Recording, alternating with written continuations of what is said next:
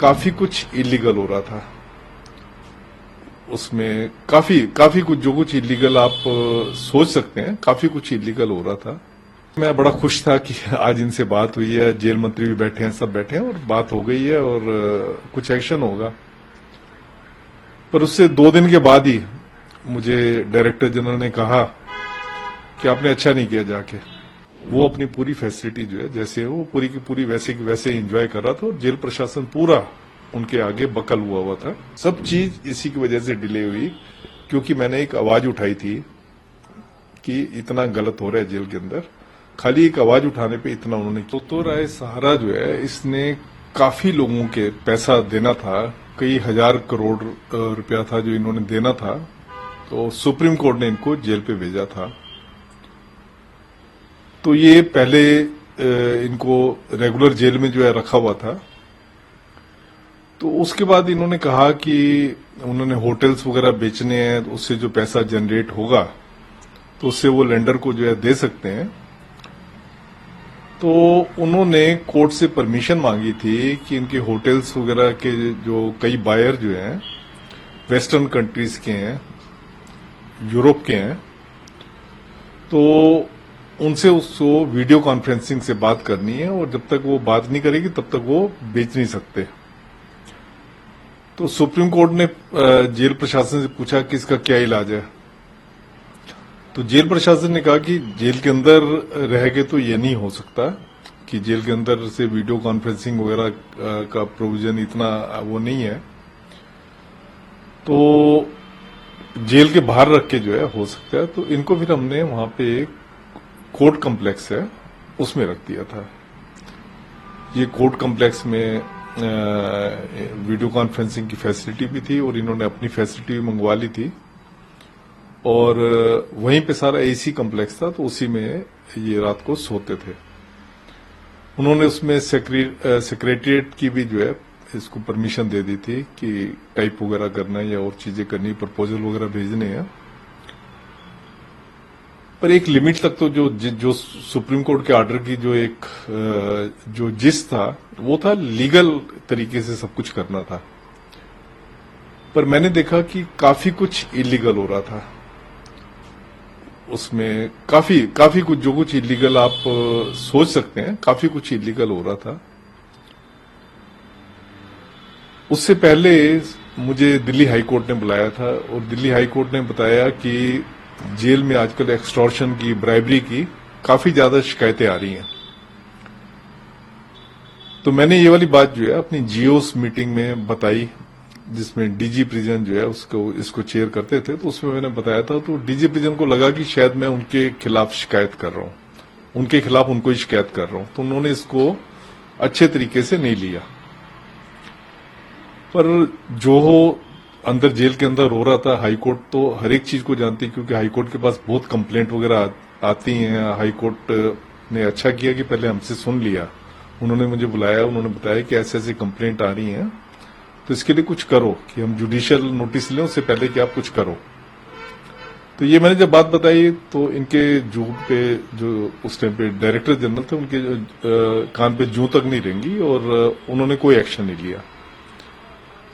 तो उसके बाद मेरे पास कोई रास्ता नहीं रह जाता था और मैं फिर अरविंद केजरीवाल जी के पास गया। अरविंद केजरीवाल जी को मैं जानता था क्योंकि मैं जो इनकी मूवमेंट है उसके साथ काफी मैं क्लोजली, मेरी वाइफ वगैरह बहुत क्लोजली जुड़े रहे थे।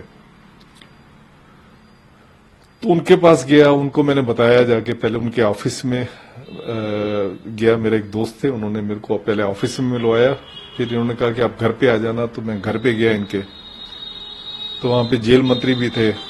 तो मैंने उनको बताया कि ऐसे ऐसे जो है सुब्रत राय सहारा जो है ऐसी ऐसी जो इन्होंने फैसिलिटीज ले रखी हैं जो कि इनको नहीं मिलनी चाहिए, और ये फैसिलिटी सारी जो है ये जेल प्रशासन की मिली भगत के साथ हो रही है। तो अरविंद केजरीवाल जी ने कहा कि आप इसका वीडियो बना के ला के दे सकते हो। तो मैंने कहा वीडियो बनाना मेरे लिए ठीक नहीं रहेगा, आपने आना है तो आप आके आप किसी भी टाइम आ जाओ और आप उसमें सरप्राइज चेक कर लो, आपको पता लग जाएगा। फिर वो कहने लगे कि ये जो डीजी प्रिजन होता है ये तो हमारे उसमें नहीं होता क्योंकि वो आईपीएस अफसर होता है, वो तो सेंट्रल गवर्नमेंट के उसमें होता है, तो उसके खिलाफ पता नहीं हम कुछ कर नहीं सकते हैं, नहीं कर सकते, पर जो डीआईजी है उसके खिलाफ हम कर सकते हैं।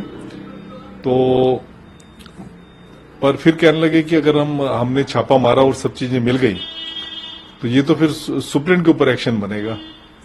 तो मैंने कहा सुप्रीम के ऊपर एक्शन बनेगा, जब सुप्रीम के ऊपर आप एक्शन लोगे तो उससे आपको पता लग जाएगा, वो अपने आप बता देगा कि सब कुछ मैं डायरेक्टर जनरल के कहने पे कर रहा हूं। तो इन्होंने कहा ठीक है।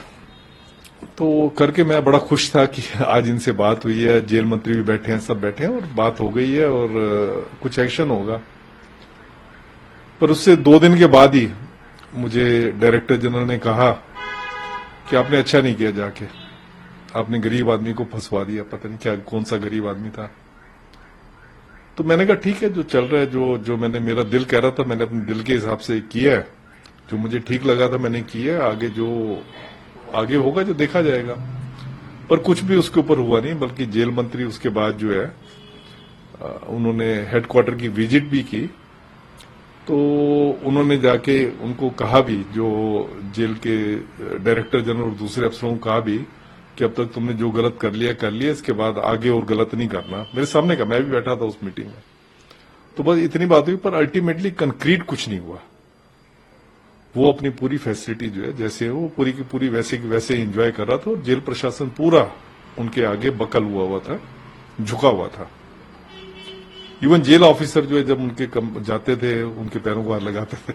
तो मेरे को ये चीज अच्छी नहीं लगी कि एक इतने सीनियर लेवल के आदमी जाके उनके पैरों को हाथ लगा रहे हैं। तो खैर चलता रहा। उसके बाद इन्होंने जब हुआ तो मेरे को हैरेस करना शुरू कर दिया, क्योंकि आज तक का मेरा रिकॉर्ड था कि एज ए लॉ ऑफिसर 96 में मैंने ज्वाइन किया था एज ए लॉ ऑफिसर। मेरी सारी सीआर जो है आउटस्टैंडिंग जा रही थी, आउटस्टैंडिंग। मेरे को कभी एक मीमो नहीं मिली थी। इन्होंने मीमो देनी शुरू कर दी, परेशान करना शुरू कर दिया। बात बात में कोई बात भी नहीं होती थी, मीमो दे देना और उसको दिल्ली गवर्नमेंट को भेज देना कि एक्शन लेने के लिए। क्योंकि मेरे लिए जो मैं क्लास 1 ऑफिसर था, क्लास 1 ऑफिसर में लेफ्टिनेंट गवर्नर जो है कॉम्पिटेंट अथॉरिटी होती है। तो इन्होंने ऐसे परेशान करना शुरू कर दिया। मैंने कोशिश की कि लेफ्टिनेंट गवर्नर को मैं मिलूं जाके, और मैं मिला भी। उन्होंने कहा कि आप हमारे सेक्रेटरी से बात कर लो। मैंने सेक्रेटरी से बात की, उनको मैंने बताया कि क्या इस टाइम जेल पे चल रहा है। पर उस टाइम ऐसा एक माहौल चल रहा था जिसमें कि मतलब उनकी एक जैसे होता है ना, गाड़ी बड़ी तेज चल रही थी। जो डायरेक्टर जनरल प्रिजन है, फिर बाद में कमिश्नर ऑफ पुलिस बनने वाले थे, और उसके बाद और कुछ उनका था। तो खैर मैंने जो कुछ किसी को भी उनको कहा तो उन्होंने मेरी बात किसी ने सुनी नहीं। तो उसके बाद क्या हुआ, चलो चल रहा था जैसे चल रहा था। मैंने कहा मैं तो फेस कर लूंगा जो मेरे साथ हो रहा है, जो डिपार्टमेंट में जो भी अब अगर इसका डे बाय डे डिक्लाइन हो रहा है तो होता रहे, मैं उसमें क्या कर सकता, जो मैं कर सकता था मैंने किया। उसके बाद इसका फ्लैश पॉइंट आया कि जब मैं रिटायर हो रहा था, मैं 29 जुलाई को रिटायर हुआ, मतलब 29 जुलाई जो लास्ट वर्किंग डे था। 22 जुलाई को मुझे 15 पेज की सभी की चार्जशीट दे दी, जिसमें कि ये लिखा हुआ था कि कोई 10 साल पहले हमने कोई कोर्स वगैरह चलाए थे, तो उसमें इरेगुलरिटी थी, हमने कुछ खरीदा था तो उसमें परमिशन लेनी चाहिए थी, यहां से वहां से लेनी चाहिए थी, वो मैंने नहीं ली। जबकि मेरा तो कोई ऐसा काम नहीं था, ना मेरा अकाउंट्स का बैकग्राउंड है। तो खरीदा भी डायरेक्टर जनरल ने, सब कुछ डायरेक्टर जनरल जो उस टाइम पे थे उन्होंने किया था। तो उन्होंने मुझे चार्जशीट दे दी जस्ट हैरेस करने के लिए। तो करीब करीब 4 या 5 साल तक ये चार्जशीट वगैरह चली। उसके बाद सरकार ने चार्जशीट को वापस ले लिया, एक्सोनेट कर दिया मुझे। पर जो 5 साल मैं इतना परेशान रहा, मेरा घर के जो और कामकाज थे, बेटी की शादी करनी थी और कुछ, सब चीज इसी की वजह से डिले हुई, क्योंकि मैंने एक आवाज उठाई थी कि इतना गलत हो रहा है जेल के अंदर। खाली एक आवाज उठाने पे इतना उन्होंने किया, पर मुझे पता था ऐसा करो तो ऐसा होता है। तो अल्टीमेटली गवर्नमेंट ने जब उसको विड्रा कर लिया, एक्सोनेट कर दिया मुझे, तो मुझे हुआ कि चलो कि एक सत्य की तंग जरूर होता है सत्य बोलने वाला, पर जीत आखिर सत्य की होती है। फैसिलिटी जैसे है, जैसे आपने वीडियो कॉन्फ्रेंसिंग की फैसिलिटी दे दी, वो तो ठीक है, आपने वीडियो कॉन्फ्रेंसिंग की फैसिलिटी दे दी, पर उसके साथ साथ मैं देखता था एयर होस्टेस जो उनकी सहारा एयरलाइन की थी, वो जाती थी वहां, घंटों उनके पास बैठी रहती थी। मैंने खुद वहां पे विस्की वगैरह की बोतल पड़ी हुई देखी थी। तो ये तो आप किसी स्ट्रेच ऑफ इमेजिनेशन में नहीं सोच सकते कि इतनी फैसिलिटी जो है आप किसी को इस आड़ में दे रहे हो कि सुप्रीम कोर्ट ने कहा है। सुप्रीम कोर्ट को भी जेल एडमिनिस्ट्रेशन ने कहा था, तभी सुप्रीम कोर्ट ने कहा ठीक है, पैसे इनको रिकवर करने हैं तो आप ये एक्स्ट्रा फैसिलिटी दे दो। पर ये वाली फैसिलिटी तो आप किसी इमेजिनेशन में आप सोच भी नहीं सकते कि उसको जो है औरतें आएंगी, या जो हम सुनते थे कि जेल के अंदर लड़कियां, हाँ, जेल के अंदर लड़कियां, जो आप सुनते थे वो बिल्कुल सही सुनते थे। तो किस बिहाफ पे उनको ओके किया गया था कि भाई आप लड़कियां भी एयर होस्टेस के रूप में लड़कियां जो है, मतलब उसमें क्योंकि सुप्रीम कोर्ट ने कहा था कि इनको जो सेक्रेटरिएट चलाने की परमिशन दे दी थी, तो एज ए वो हेल्प करने के लिए वो आती थी वहां पे और घंटों वहां रहती थी बैठ। और शराब की बॉटल्स भी, हाँ, वो मैंने खुद देखी है उसमें। तो चाहे वो शराब की बोतल हो, चाहे वो लड़कियों वाली बात हो, क्या आपने अरविंद केजरीवाल, हाँ, मैंने अरविंद केजरीवाल जी को सारी बात बताई मैंने जाके, पर मुझे लग रहा है कि शायद एक तो ये क्योंकि जो आईपीएस ऑफिसर होते हैं वो सेंट्रल गवर्नमेंट से आते हैं, तो शायद उनको ये था कि वो कर नहीं पाएंगे, या उन्होंने कंप्रोमाइज किया इससे। क्योंकि तिहाड़ जेल के अगर स्टाफ की बात की तो दिल्ली सरकार भी उस पर एक्शन ले सकता है अगर वो चाहे तो। अगर वो विजिट करके, या चाहे जेल मंत्री भी अगर वो जाते तो शायद कार्रवाई हो सकती थी। जेल स्टाफ के ऊपर तो ले सकते हैं, पर क्योंकि मेरा एलिगेशन था सीनियर ऑफिसर जो है उनको सारी ये मदद कर रहे हैं, तो उसमें इनका ये कहना था कि हम करेंगे, तो मतलब इन्होंने जस्ट एक उस पर एक्शन ना लेके उसको डिले किया या कंप्रोमाइज किया उसके साथ। उसका नतीजा ये हुआ कि मुझे जो आगे 5-6 साल जो है कष्ट भरे जो है बिताने पड़े।